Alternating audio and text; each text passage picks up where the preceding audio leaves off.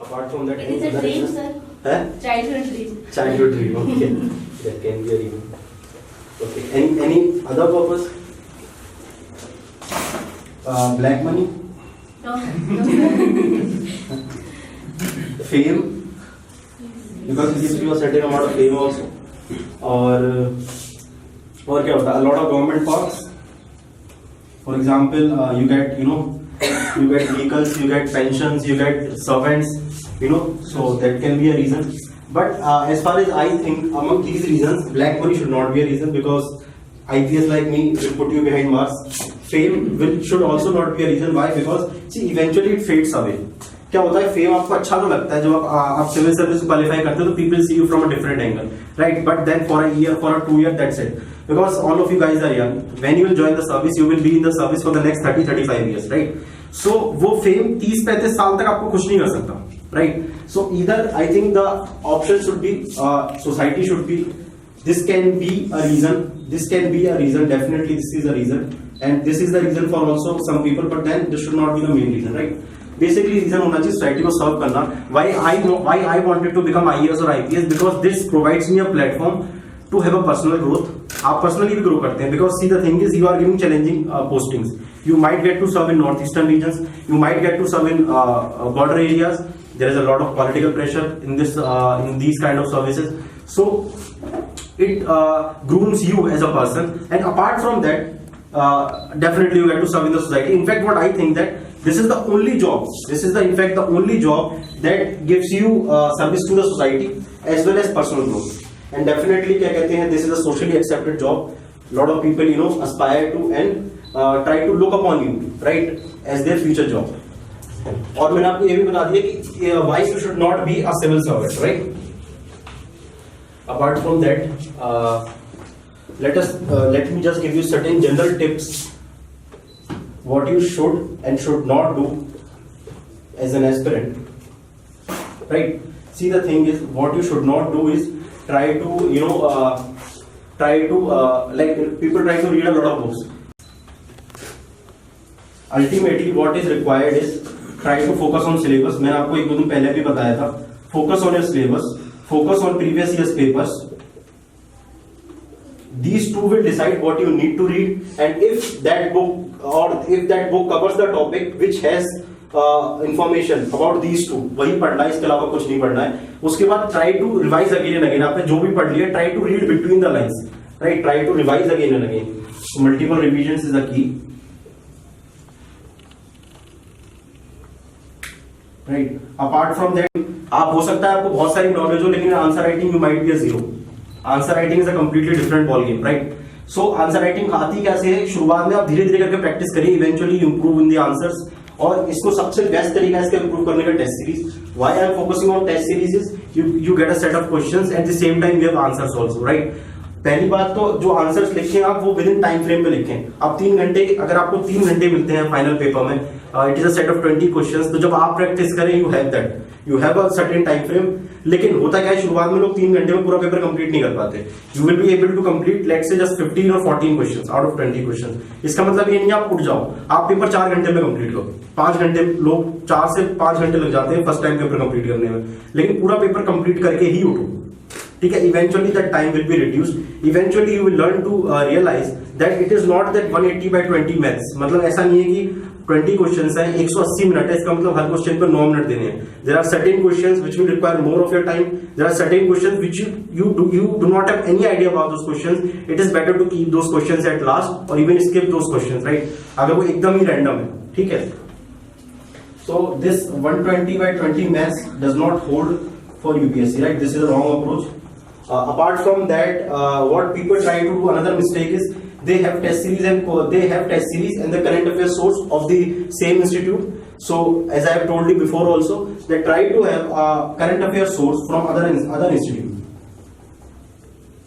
क्योंकि होता क्या है, कोई कोचिंग या कोई इंस्टीट्यूट का अपने टेस्ट सीरीज में वही देता है जो उसकी करंट अफेयर्स की सोर्स होती है, तो you get kind of trap, right? Apart from that, it is true that you should rely on test series, but then you should not over rely on test series, because it is what has generally been seen, particularly with respect to UPSC prelims, is that UPSC is changing pattern after 2-3 years.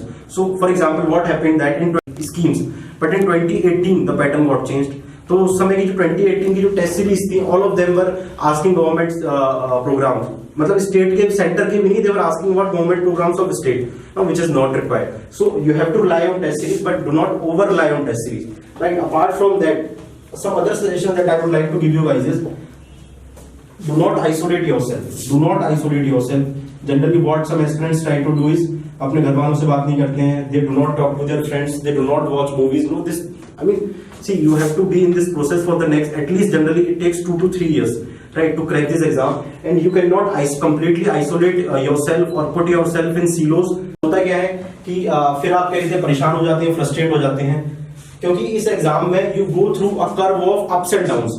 कभी आपको बहुत अच्छा लगता है, you feel over confident, and there are some days when you are very depressed. So in those times when you are depressed, try to talk to your friends, right, try to talk to your family members, go watch a movie once a while, right, no issue, right, do meditation or yoga or gym or anything or any other exercise you guys like. What I'm trying to say is, do not isolate yourself. This is what I have seen students do.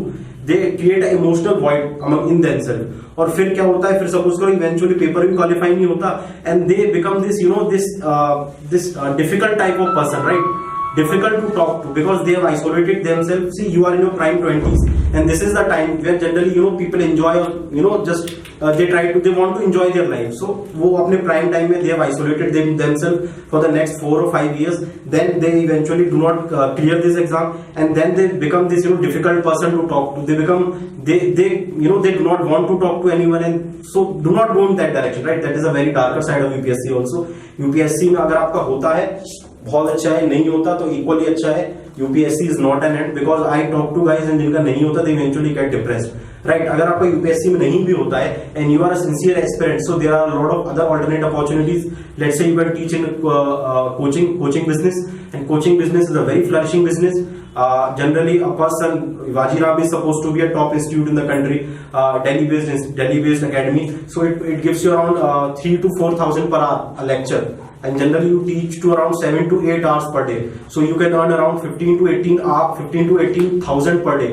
So it is a lucrative business itself. So there are a number of alternate opportunities. For example, I was talking to my cousin brother and his friend, and eventually did not qualify UPSC, and he was there in the preparation for the next 4 or 5 years, and my brother told me that eventually क्या कहते हैं, there were some psychological issues with him, and उसको psychological facility में भी लेके गए थे वो, अब उसके marriage के भी issues आ रहे हैं. So do not go into that side. You clear the exam, well and good. You do not clear the exam, there are a number of opportunities. It is not an end in itself, क्योंकि इसमें बहुत सारे factors होते हैं. मैं आपको कई examples देता हूं, जैसे कि let's say you get good marks, right, but see it's not that this exam does not only have IAS, IPS, IRS और आईएफएस. There are 24 services. आपने ज्यादातर सर्विस के तो नाम भी नहीं सुने होंगे. For example Indian defence state service, Indian corporate law service, ordnance factory service. So let's say आपके मार्क्स अच्छे आ गए, you qualify the exam, everyone is praising, you get somewhere around 600 to 700 rank, and you end up getting in ordinance factory service, right? So there is this feeling inside you ki fine, means I have got the job, but then I have not got my dream job, right? So do not have that kind of feeling. अब इस case में क्या होता है, कुछ लोग उस service में कंटिन्यू करते हैं. For example a girl I know continued Indian ordinance IPS, but then you do not get the cadre of your choice. और कैडर में एक तो हो गया कि लेट्स से सभी की जो जनरल प्रेफरेंस होती है वो होम स्टेट होती है. आप लोग पंजाब के हैं तो आप लोग की फर्स्ट चॉइस होगी कि I would like to serve in the state of Punjab itself, right. Let's say you do not get Punjab, you let's say you get Haryana और यूपी और Maharashtra, fine, these states are still fine, but then if you get Nagaland, then that is a very difficult state to work in. Then in these cases में generally people go for marriages, because the only way to change cadre in all India services, that is IAS and IPS, is go for marriage. ठीक है, marriage base is the ground, and then eventually there are some people who do a job for 1 or 2 years. Bassi sir का board लग गया, उन्होंने आपको 140 number दे दिए. या I have also seen people getting 112 in interview. 112 in interview means you will not qualify. Now it is not your right. Do not get disheartened if you don't qualify. At the end of the day, this is just an exam. बहुत ही ज्यादा होते हैं, जो fluctuation होता है बहुत ज्यादा होता है. अप्स एंड डाउन हो सकता है एक ही दिन में आप 3 बार बहुत अच्छा महसूस कर रहे हैं and suddenly you get depressed. तो उन अप्स एंड डाउन से एक बेटर उससे डील करने का एक तरीका होता है, you solve test series. Test series से क्या होता है, क्वेश्चन सॉल्व करने से क्या होता है, आपको पता लगता है कि मैं जो पढ़ रहा हूँ उसमें मैं परफॉर्म भी कर रहा हूँ. ठीक है, तो टेस्ट सीरीज जो होती है वो जब आपको खराब फील हो रहा होता है तो you solve a certain question and you feel good, it means you will feel good, right. and there are other ways of deal with depression also. And on the other hand, if you are happy, do not be overconfident. मैंने बहुत सारे लोग ऐसे देखे हैं. In fact, there was a guy when I used to do coaching. Then there was a guy. We three used to go to coaching together. I did my preparation during my college time. So I was not sure about me. In fact, the other guy was also not sure about him. But we both were sure about the third guy. कि उसका जरूर होगा, because coaching में जो sir बताते थे उसको पहले से ही आता था. He used to score good in test series, but then he is still writing UPSC exam. This year also he wrote the exam and we were so confident about him. Do not particularly, ये दिल्ली के बच्चों से मैं ज्यादा कहूंगा, लेकिन आपसे भी कहता हूं कि ज्यादा किसी और से आपको कंपेयर नहीं करना है, खुद से कंपेयर करिए. Because you do not no. देखिए, हो सकता है कुछ साइंस टेक में बहुत अच्छा कर रहा हो, ठीक है, लेकिन हो सकता है कि उसने ग्रेजुएशन साइंस टेक में करी हो, तो it is obvious that he और she will do good in science and tech, right. Apart from that, you do not know कि वो कितने साल से इस प्रिपरेशन में लगा हुआ है. यू डू नॉट नो उसका फैमिली बैकग्राउंड क्या है. उसका family background let's say is from civil services background. Who was the one who was doing dedication and who was sweating, right. वो एग्जाम के रिजल्ट वाले दिन पता लग जाएगा. अननेसेसरली कोई क्लास में हाई फाई बन रहा है तो उससे अपना को ठीक है भाई, ठीक है, वो एग्जाम वाले दिन अपन देख लेंगे रिजल्ट वाले. ओके, किसी और से कंपेयर मत करिए. इससे एक और भी होता है कि कुछ लोग कंपटीशन से डर जाते हैं. Generally 10 lakh people fill forms every year for UPSC examination. 10 lakh people. Out of those 10 lakh people, around 4 to 5 lakh appear for the examination. Out of those 4 or 5 lakh who give the examination, merely around 10 to 12,000 people finally clear the prelims and write mains examination. Out of those 12,000, 2,500 are selected. 2,000 to 2,500 are selected for interview, and out of those just 800 to 1,000 people are finally selected. So the selection ratio is not even 1%. Ratio 1% से भी कम है, 0.01% है. तो अगर आप सबसे competition करते हुए भागते रहेंगे तो यू विल गेट परेशान. What I will suggest you is compete with yourself. अगर आप अगले दिन आज वाले दिन से ज्यादा नॉलेजेबल हैं, ज्यादा बेटर है अपने प्रिपरेशन को लेके, तो you will correct the exam. No issue about it, no doubt about it. दूसरों से कंपेयर नहीं करना, खुद से कंपेयर करिए. एट द सेम टाइम जब आप टेस्ट सीरीज वगैरह भी clear the exam in the final day, आप अपनी स्ट्रेटेजी तैयार करके रखिए कि मैं इतने क्वेश्चन सेलेक्ट कर रहा हूँ, मेरे इतने क्वेश्चन सही हो रहे हैं. अगर प्रीलिम्स के कंटेक्स्ट में बात कर रहे हैं या मेंस में बात कर रहे हैं, तो मैं जो क्वेश्चन लिख के आ रहा हूँ सिर्फ उसमें पेजेस भर के नहीं आ रहा हूँ. I am writing something meaningful, right. How to solve, मैंने आपको कुछ टूल्स भी बताए थे अपनी क्लासेस के दौरान कि for example you right more and more example, you give case studies, diagrams, flow charts, right, and names of committees, Supreme Court names, article names, right. All those things will help you to give those brownie points that will help you to become IAS rather than an Indian Ordnance Factory service guy, right. So this is the difference. So you prepare accordingly. Apart from that, the thing is, apart papers होते हैं लगभग 12th के बाद, और मैंने UPSC का paper भी दिया है, तो आई कैन श्योरली से कि जो IIT वाला पेपर था, it requires a lot of intelligence. You have to be sharp minded to solve those calculations. But as far as this paper is required, this is not a rocket science. This is a very simple paper, very lucid paper. करी थी 12वीं भी जिन्होंने दूसरी बार में पास करी थी, and still they are into IAS or IPS or foreign service, right. So this does not require intelligence. What it requires is persistence. You have to study for every day. You have to study every day. इस exam के बारे में खास बात है which I tell to my students is, the day you study, you take a step ahead, and the next day when you do not study, you go 2 steps backward. So this is the equation that holds here, right. You have to study every day, because जिस दिन आप नहीं पढ़ते, एक तो आप नहीं पढ़ रहे और आपके आगे वाला पढ़ गया है, तो आप 2 स्टेप पीछे हो गए, क्योंकि this is all related. So all it requires is persistence. You have to study. There is no shortcut here. This is very bad luck, या बहुत ही किस्मत खराब हो जाती है, because GS requires a lot of labor. And if you are not able to crack CSAT and you are able to GS, then this is fault on your part. अगर आप में CSAT को लेके कुछ भी डाउट है, clear it. CSAT बहुत easy है, इसीलिए just clear it. Please do not fail in this exam because of CSAT. Having said that, if you comes to the mains examination, now mains examination is where your smartness, your labor is required. In this examination, we have 9 papers, 4 are GS, 2 optional, 2 language, 1 essay. तो जो GS1, GS2, GS3, everyone scores similar marks in these 3 papers. GS1, 2, 3 is GS part. तो सब मतलब ये कहते हैं कि to get selected subject, these 3 are the areas where rankers score better than others. So if you want to be a ranker or want to get the job that you want actually, so you have to do hard work in these areas. इसमें generally जो ethics वाला part है is the easier part, but लोग उसको बहुत lightly ले लेते हैं, पहली गलती करते हैं. दूसरी गलती, ethics की कोई as such कोई book नहीं है, Yes, there are some books, but जैसे लेक्सिकन है या TMH की बुक आती है, but they are not completely, जैसे कि हिस्ट्री की मॉडर्न इंडिया के लिए है विपिन चंद्रा, इस टाइप की कोई सोर्स नहीं है एथिक्स के लिए.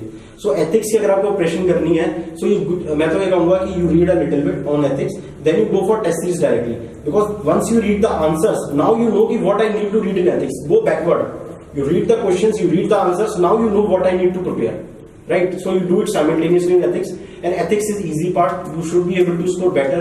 Ethics में मेहनत कम है और रिजल्ट ज्यादा है, provided you do a little bit input. People generally ignore ethics. First thing. Second thing is optional.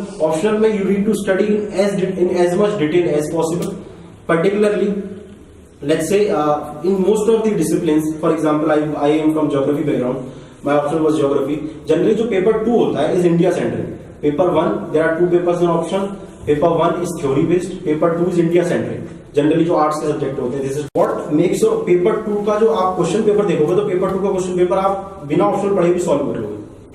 पर आपको ध्यान ये रखना है कि पेपर जब ऑप्शनल का पेपर 2 लिखें तो इसमें आपको ऑप्शनल के कंटेक्स्ट में लिखना है. जब मैं अगर एक क्वेश्चन अगर मुझसे पूछते हैं प्रधानमंत्री फसल बीमा योजना, let's say if they ask on प्रधानमंत्री फसल बीमा योजना, assess this scheme, right? So when I give the assessment in GS2 और इन GS3, then the assessment will be a natural assessment from the generalist point of view. But when I give this assessment in my optional paper, so if I am from a geographical background, then I have to write a spatial dimension और region wise dimension कि किन states में perform कर रही है, किन states में नहीं कर रही है. अब we put India in context of other countries, then how this insurance schemes have worked in India vis a vis other countries, right? So keep that in mind. ये जनरली लोग क्या करते हैं, यही गलती करके आते हैं जब ऑप्शनल पेपर देके आते हैं, कहते हैं कि सर बहुत अच्छा ऑप्शनल लिया, लेकिन फाइनली GS पेपर 2 में नंबर नहीं आते. So keep that in mind कि when you are writing paper 2 के answers, try to give the context from your optional point of view, because they will seem to be very general question, but the answer has to be papers. तो इसीलिए आप ऐसे को जरूर ध्यान रखिएगा. ऐसे इंप्रूव कैसे करोगे? You do newspaper reading. Newspaper में you will know what jargon should be use, how to write. जब आप एडिटोरियल्स पढ़ते हैं, you know how to write an article, ठीक है. Apart from that you read your Yojana in Kurukshetra. योजना और कुरुक्षेत्र आपने पढ़ी है आप लोगों ने, तो वो थीम बेस्ड होती है. जनरली कुरुक्षेत्र को अगर आप 4-5 एडिशन कुरुक्षेत्र के पढ़ लोगे तो आप देखो कंप्लीटली 1500 to 2000 वर्ड्स में होता है.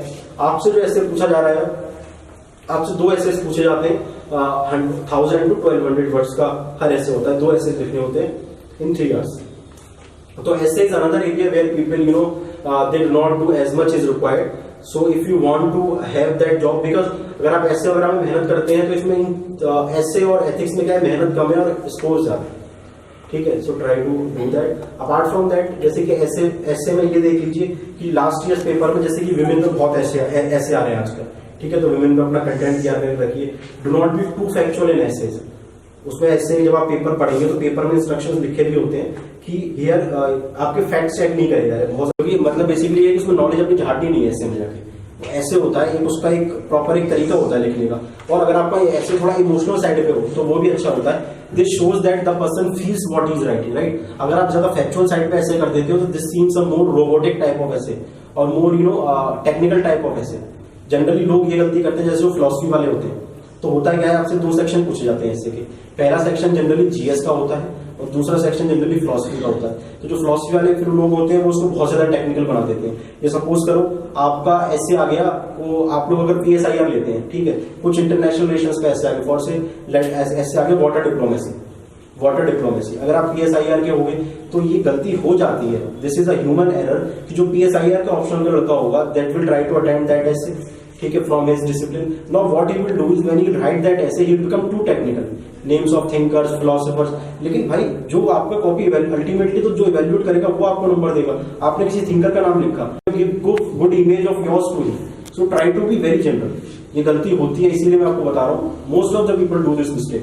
Try to be very general in essay. But अगर आपको अपने क्या कहते हैं सब्जेक्ट स्पेशलाइजेशन दिखानी है, आप ऑप्शन में दिखाइए. ऑप्शन में जहां आपको उस चीज के नंबर मिलेंगे वहां दिखाइए, ठीक है. तो ये रहा आपका मेंस. उसके बाद इंटरव्यू आती है. इंटरव्यू के लिए प्रिपरेशन का सबसे बेस्ट तरीका होता है, देखिए इंटरव्यू 5 लोग आपका इंटरव्यू लेते हैं, पैनल 5 लोग बैठे रहते हैं. उसमें हम उसमें डिस्कस भी कर रहे थे कुछ इंटरव्यू के बारे में कि how we have to go about it. But the best way is, see there are probable areas from where the questions can be put up to you, ठीक है। Now there are other area जहां से question नहीं पूछे जाएंगे। अब आप में से किसी का भी कन्नड़ लिटरेचर का बैकग्राउंड नहीं है तो कन्नड़ लिटरेचर से आपसे क्वेश्चन नहीं पूछे जाएंगे। Why would some easy fool why would he ask question to you from the background जिससे आपका कोई वास्ता ही नहीं, right. So there are probable area जहां से आपसे क्वेश्चन पूछे जाते हैं। आप उन your mains application form, detailed application form, वो वन प्रोबेबल एरिया होता है जहां से क्वेश्चन पूछे जाते हैं। दूसरा the state from you belong, all of you are from Punjab, सो पंजाब से क्वेश्चन पूछे जाएंगे। दूसरा होता है होम स्टेट। जनरली तो क्या होता है कि जो जहां से इंसान बिलोंग करता है वही होम स्टेट पड़ता है, लेकिन कुछ लोग अलग भी पढ़ते हैं। ऐसा मुमकिन है कि वो पंजाब में रहता हो पर वो होम स्टेट अपना हरियाणा चुने क्योंकि उसका जन्म हरियाणा में हुआ था या उसने एजुकेशन वहां करी थी। तो होम स्टेट एंड मतलब जो जगह आप अपने डिटेल एप्लीकेशन फॉर्म में भरते हैं उनमें आप उनसे सवाल पूछे जाते हैं। For example a question was asked to me, let's say because I studied in a boarding school in Nainital, so a question was put up to me, and that Ranikhet is in Almora district. A question was put up ki if you are made district collector of Almora district, how will you develop that district, right? So because why the question was from Almora, because Almora was mentioned in my DAF. जब मैंने education qualification लिखी तो अपने school के जो address लिखा होता है उसमें अल्मोड़ा डाला था। In Almora district we can set up food processing plants for potato industry. This is eco-friendly industry. So this will not harm the environment, as well as it is a labor friendly industry, particularly in terms of unskilled and semi-skilled labor. Now this is a very specific point related to that place. इसके अलावा अगर आपके पास नहीं पढ़ा होगा तो आप वहां पे आंसर क्या बोलेंगे, sir I will go for industrialization, I will go for क्या कहते हैं I will go for bettering the governance in that region। ये सारे ये बहुत ही जनरल पॉइंट हो जाएंगे। अभी that you will be asked that this drug problem going on in Punjab, drug menace। Apart from the places your graduation or your post graduation questions are asked from that region। अगर आपके पास job experience है they do not read Hindu or Express, most of them read Times of India। so जब आप mains clear करेंगे जिस दिन आपका session होगा that I will tell you that you read, generally people read Times of India for interview preparation, right। तो 1-2 महीने के लिए पढ़ना होता है, इंटरव्यू आपका 1-2 महीने में ओवर हो जाता है, तो generally people read that। so this is it, and in that composition of members generally one is a lady member। I have given 2 interviews, both of the time she was a lady member, and lady member both of the time were she was the one who was hard on me, and so I do not have a very good experience with the lady member of the board। so in fact the second time she asked me what is sexual harassment, what is the definition of sexual harassment in the act Sexual Harassment at Workplace 2013। so I told her the general definition, what I mean by sexual harassment at workplace, but she told me no, tell me the same words which are used in the act, tell me the legal definition used in the act। so I did not know। so in fact that was the only question that I did not know in the interview, but then I say that interview is the only area where you get marks for not knowing something। you just have to be honest to tell them, ma'am, I do not know this, and maybe I look up at it once the interview is over, right। so all you have to do is be honest and be confident in the interview।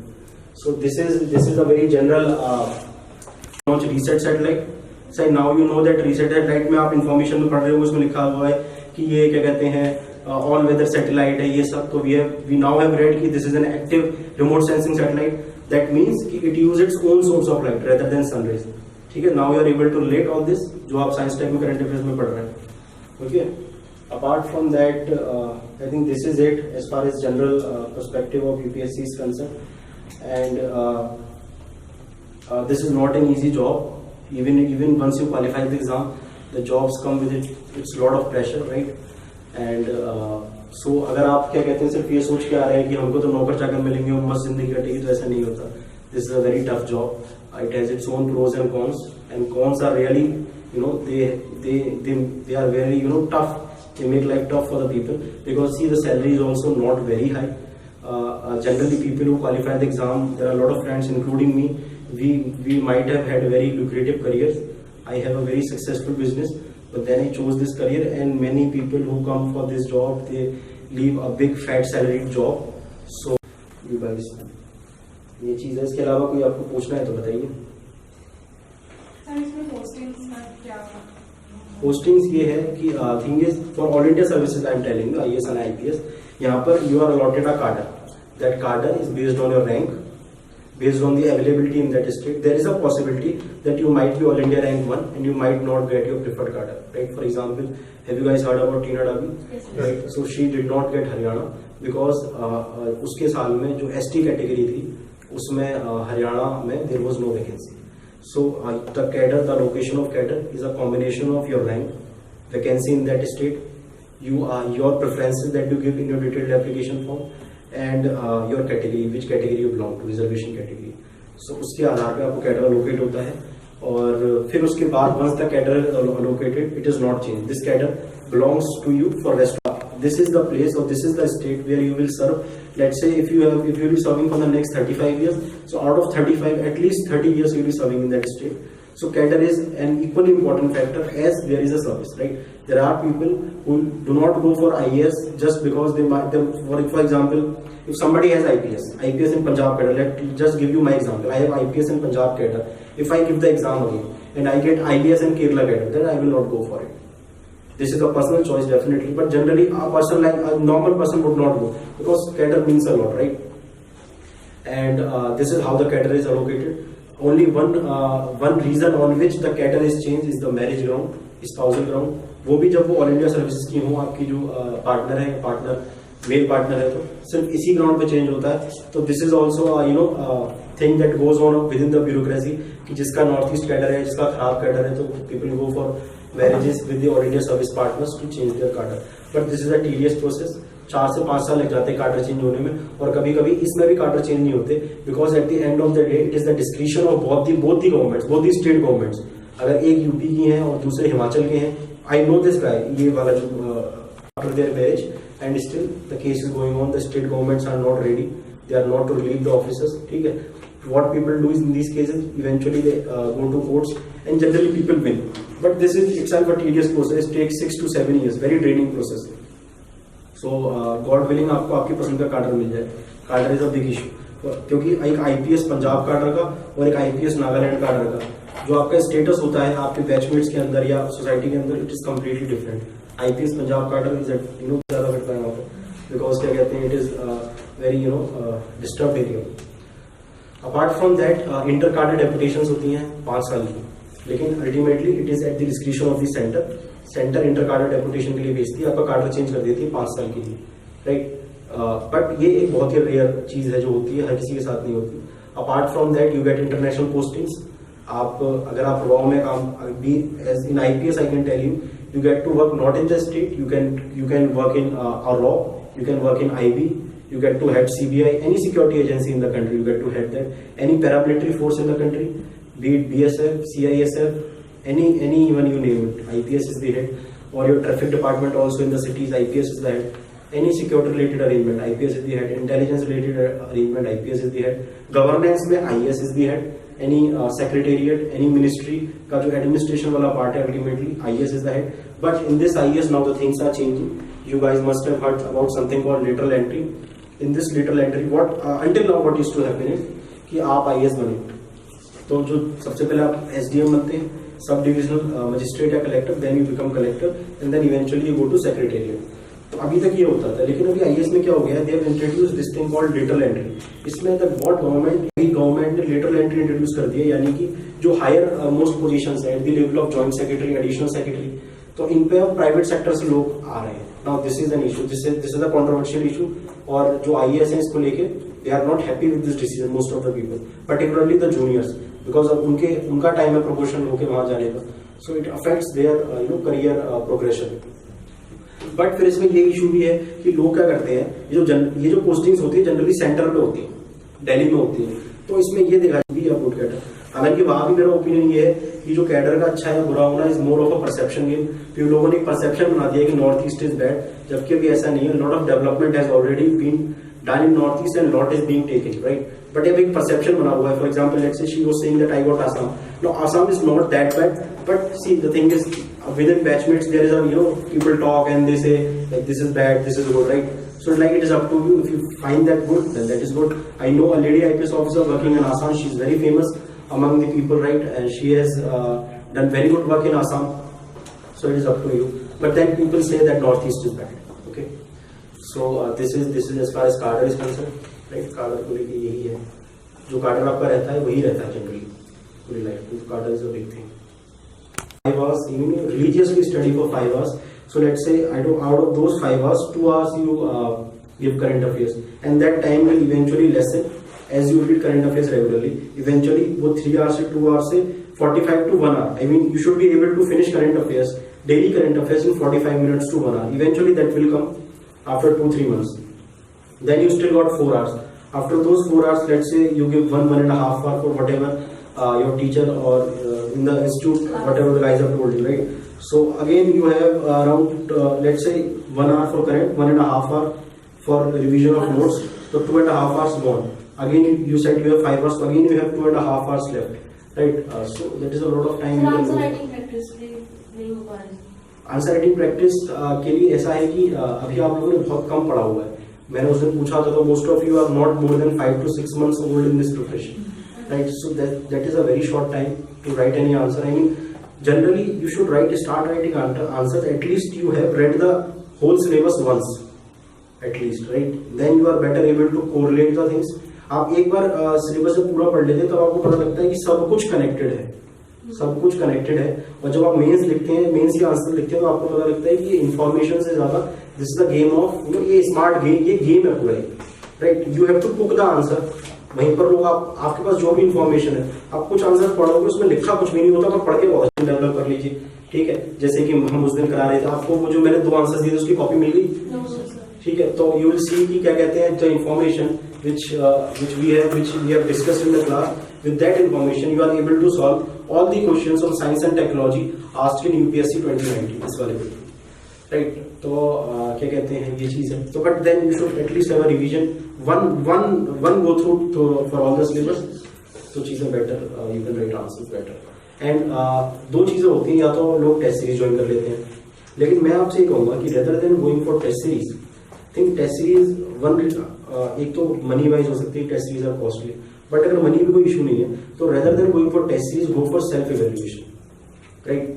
आप answer, आपको क्या होता है उनकी photocopies मिल जाती हैं test series की, क्वेश्चंस मिल जाते हैं आपको, और उनके you will be able to realise that you are able to have most of the points, right? शुरुआत में इस तरीके के 2-3 ड्राफ्ट लिखिए, फिर इवेंचुअली टाइम विल कम, ज्यादा नहीं करना. अगर आप ऐसा 8 से 10 क्वेश्चन में भी कर लेते हो, सिर्फ 8 to 10 questions, you will able to realize कि you have improved your answer writing skill. Now you write, you straight away start writing the answers or the final draft, and you start matching with the synopsis, right? Another way to platform known as Insights on India. These guys are very sincere in how they are, how our candidates should do preparation. So there is a secure initiative, right? Yearly initiative होता है हर साल का. तो अभी secure 2020 चल रहा होगा for the next, और अभी वो रिसेंटली स्टार्ट हुआ होगा क्योंकि 2019 का मीन्स अभी ओवर हुआ है. तो आप वो इनिशिएटिव फॉलो करिए, फ्री इनिशिएटिव है, क्वेश्चंस डालते हैं वो, उसमें उन जो क्वेश्चंस होते हैं उनमें जनरली GS2 GS3 के होते हैं. जो फर्स्ट क्वेश्चन वो 8 और 10 क्वेश्चंस का सेट होता है जो वो हर दिन डालते हैं, जिसमें जो पहला क्वेश्चन होता है वो कभी कभी हिस्ट्री का भी रहता है, और जो लास्ट क्वेश्चन होता है वो एथिक्स का होता है. So this give you round the clock coverage of your syllabus. इससे एक और चीज भी होती है क्योंकि उसमें करंट भी डालते रहते हैं, तो अगर कोई करंट अफेयर्स आपके न्यूज़पेपर में स्किप हो गया, या देखिए करंट अफेयर्स में आपको नहीं पता ये कितना इंपॉर्टेंट है, तो फिर वो वहां पे कवर हो जाता है. तो अगर आप सिक्योर इनिशिएटिव, आप सिर्फ 2 महीने सिक्योर इनिशिएटिव फॉलो कर लीजिए, सिर्फ 2 महीने, you will be able to realize that you have drastically improved your answer writing skill. Drastically. I mean, people say, or the toppers say, who have qualified and become these officers, they say it's a completely different skill than studying or knowing. क्योंकि उसको paper में उतारने से completely different skill, and this you will be able to better appreciate and realize once you do this secure initiative or answer writing. तो 2 महीने secure initiative आप religiously follow करिए, and you will be able to realize कि you are writing answers better than everybody, right? So this is it. पर answer writing you have to do. Answer writing के अलावा ऐसे writing भी करिए, ठीक है? आप बुक वाइज स्टडी मत करिए, आप थीम वाइज स्टडी करिए. बुक में सिलेबस वाइज, उसमें कोई छोटा टॉपिक मेंशन होगा, वो टॉपिक आप नेट पे सर्च कर लीजिए. नेट पे आपको 100% में कह रहा हूँ उस टॉपिक पे कुछ ना कुछ लिटरेचर मिल जाएगी, या तो किसी टॉपर ने बता रखा होगा, या यूट्यूब वीडियो होगी, या कोई PDF फाइल पड़ी होगी. बुक वाइज मत करिए, क्योंकि क्या होता है एक बुक के कंटेक्स्ट में लिखी जाती है, उसमें कुछ टॉपिक हो भी सकते हैं, कुछ नहीं भी हो सकते हैं, and it will take more of your time. rather than go for theme wise preparation, जो टॉपिक है उसको सीधे गूगल करिए, सीधे इन्फॉर्मेशन निकालिए. your ultimate objective is to have a 200 words content on that topic. that is at the end of the day what you need, right? तो preparation theme wise रखिए, book wise मत रखिए. अगर कोई मुझसे क्वेश्चन पूछ रहा है कि सर मैं कौन सी बुक पढ़ूं, तो इसका मतलब आपकी प्रिपरेशन स्ट्रेटेजी ठीक नहीं है. आप टॉपिक्स बताइए आपको कौन से पढ़ने हैं. गूगल कर लीजिए, वरना अगर गूगल पे नहीं मिल रहा है तो ये पता कर लीजिए किसी अपने सीनियर से या फेलोमेट से कि किस बुक में वो कंटेंट मिल जाएगा, तो बुक वो परचेज कर लीजिए और उस बुक में सिर्फ वही पेजेस पढ़िए जो टॉपिक है, उसको कवर टू कवर पढ़ने की जरूरत नहीं है। Okay, but then you will do it fine. So ये एक चीज हो गई। तो codes you have to verbatim, you have to cite them. Apart from that, in your optional subjects you read a lot of theories, particularly in paper 1, right? You need, so उन theories में जो उनकी lines होती हैं theorist की verbatim coat किया जाता है उन्हें, ठीक है। अपार्ट फ्रॉम दैट, हिस्ट्री में जो ईयर्स हैं, किस साल में क्या हुआ, वो हैपनिंग्स ईयर्स वगैरह को थोड़ा सा अगर आपको स्पेसिफिकली पता होगा तो इट इज बेटर। अदरवाइज फिर लोग ऐसा भी कर लेते हैं कि 1920s या early part of early, then international issues वगैरह हैं, तो उसमें अगर आपको कुछ केस स्टडीज पता है, जैसे मैं आपको I was telling water diplomacy, ठीक है। अगर वाटर डिप्लोमेसी का you can give the example of how water diplomacy has become a issue between India and China Brahmaputra river पे ऊपर, या इंडिया एंड पाकिस्तान और Indus river, particularly this Jhelum river, इसकी भी जो ट्रिब्यूटरी है, ठीक है, नीलम रिवर। वाटर डिप्लोमेसी अगर आपको जो ऑथर्स हैं उनको कोट कर सकते हैं, जी आप कर सकते हो एडिटोरियल ऑथर, लेकिन फिर ध्यान रखिएगा वो कोई फेमस ऑथर हो। मतलब अगर क्या कहते हैं आपके एग्जामिनर को उसको सर्च करना पड़ रहा है तो इसका मतलब फिर वो या तो उतनी लेबर वो लेगा नहीं कि उसको जाके अलग से सर्च करे, और वो करेगा भी तो it does not impress him. कोई बहुत ही फेमस ऑथर है तभी उसको कोट करिए, ठीक है। और बाकी आप कोट करने की कोशिश करिए जो ऑफिशियल गवर्नमेंट रिपोर्ट्स होती है ना, आप उनको कोट करने की कोशिश करिए, उनमें क्या लिखा हुआ है, because that is better, that is more legitimate and more authorised. Sir official statistics कहां से मिलते हैं? ऑफिशियल स्टैटिस्टिक्स आपको ऐसा करिए आप, जैसे कि देखिए आपको किसी पहले टॉपिक को ढूंढिएगा, उस टॉपिक में आपको स्टैटिस्टिक्स चाहिए होंगी। जैसे कि हम उस दिन बात कर रहे थे क्राइम अगेंस्ट वुमेन, तो आप गूगल पे डाल दीजिए क्राइम अगेंस्ट वुमेन, ठीक है। उसमें कुछ आर्टिकल्स आएंगे, उन आर्टिकल्स में स्टैटिस्टिक्स मेंशन कर रखी होगी, उसमें कुछ गवर्नमेंट की होगी, वो वहां से उठा लीजिए। ये एक तरीका है। दूसरा तरीका है, यही तरीका जो पहला वाला यही बेस्ट है। अब जो दूसरा तरीका है उसमें क्या है कि आप गवर्नमेंट की साइट खोल लीजिए। अभी गवर्नमेंट ने नया इनिशिएटिव खोला है data.gov.in, वहां पे दुनिया भर का डेटा है, तो वहां पर आप सर्च करोगे तो आप परेशान हो जाओगे। फर्स्ट वाले अप्रोच के थ्रू जाओगे तो आपको पता है कि अगर न्यूज़पेपर से ये डेटा कोट कर रहे हैं तो ये डेटा मतलब पॉपुलर है, लोगों को पता है ये डेटा, तो आप वहां पे जब अपने आंसर में लिखोगे तो एग्जामिनर आपसे कोरिलेट कर पाएगा, ठीक है। तो आप वो डेटा यूज करिए, और उसमें से भी वो डेटा यूज करिए जो ऑफिशियल रिपोर्ट्स में कर रखा है, या कोई इंटरनेशनल ऑर्गेनाइजेशन है तो इंपॉर्टेंट इंटरनेशनल ऑर्गेनाइजेशन है, यूएन बॉडी होगी, WHO होगी, FA होगी, ठीक है, इस तरीके से। सर अबंडेंट डेटा इतना ज्यादा है सर, कितना आपने कहा था सिलेक्टिव उतना चुनो जितना चाहिए जी, रिलेटिवली डिसएडवांटेज पोजीशन विजावी मैथ, तो आप उसको अपने आंसर्स में यूज करो, और रटने की जरूरत नहीं है उसको। जब आप उसको 3-4 बार अपने आंसर्स में लिखोगे तो खुद ही दिमाग में छप जाएगा। और जो इनसाइट्स का जो सिक्योर इनिशिएटिव है ये आपको यहाँ पर बहुत हेल्प करेगा, क्योंकि वो उनके जो सिनॉप्सिस होता है वो सिर्फ एक आंसर नहीं होता, वो पूरा टॉपिक होता है, ठीक है। तो उसमें से आपको पता लग जाएगा कि कौन सा डेटा इंपॉर्टेंट है कौन सा नहीं, इस तरीके से। Sir, how to read newspapers? When you read newspapers, do not read newspapers from the point that this is the source of your current affairs, because this cannot be. Read newspapers from the point that this will help you to develop analytical study, how to analyze something. This will help you to know, to have a better understanding that what is important and what is not. What are the important happenings going around, but not the source of current affairs, क्योंकि सब कुछ cover नहीं होता. Thirdly, this will help you to write your better answers, because the UPSC में 2 things are important. You should know what is right, and more importantly, you should know how to correctly say what is right. You have to rightly express the right thing. So how that editorial is written, and then उसी से emanate होता है essay writing. Answer writing और essay writing और critical thinking में आपको help करते हैं न्यूज़पेपर्स। उससे आपको ये पता लग जाता है रिलेटिवली इंपॉर्टेंट है, ठीक है। और जब आप फाइनली जो भी करंट अफेयर्स की जो सोर्स लेते हैं, जो यूपीएससी पर्सपेक्टिव से डेवलप की जाती है, उसमें जब आप उसको पढ़ भी रहे होते हैं तब आपको पता होता है कि यार ये चीज न्यूज़पेपर में काफी आ रही थी, क्योंकि वो लोग तो अपने करंट अफेयर्स की मैगजीन में सब कुछ डाल देते हैं। पास किया, बहुत चल रहा है citizenship amendment bill, citizenship amendment bill. तो जब आप अपने न्यूज़पेपर, जब आप फाइनली करंट अफेयर्स की मैगजीन, अगर आप मंथली भी पढ़ोगे तो मंथली 1 महीने बाद आती है, आज की मैगजीन अगले महीने आएगी, तो आप अगले महीने वाली मैगजीन देखोगे यार कि हाँ ये न्यूज में बहुत चल रहा था, this was in a controversy, यहाँ से क्वेश्चन आ सकते हैं, समझ रहे हैं। ये है ऑलरेडी सारे बिल के प्रोविजंस भी पता होंगे, बस उसके लिए तो एक नई खबर ये आती है लोकसभा ने इसको पास कर दिया से, बाकी उसके पास इसके प्लस माइनस कमिटीज की रिकमेंडेशन सब कुछ है।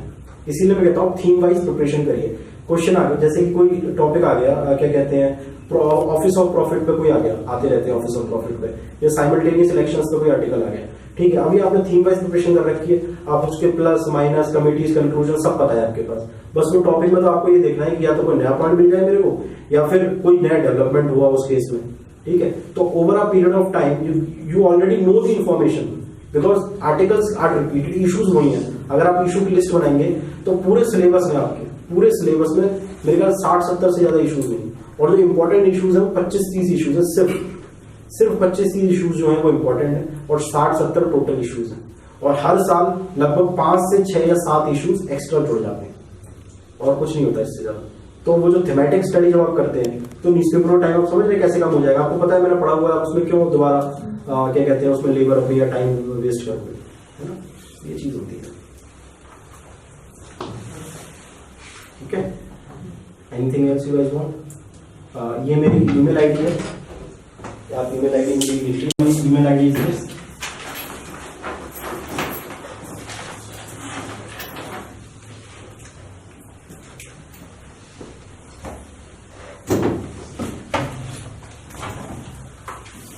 This is my contact number. You can search me on Quora. I'm on Quora, Facebook, Insta.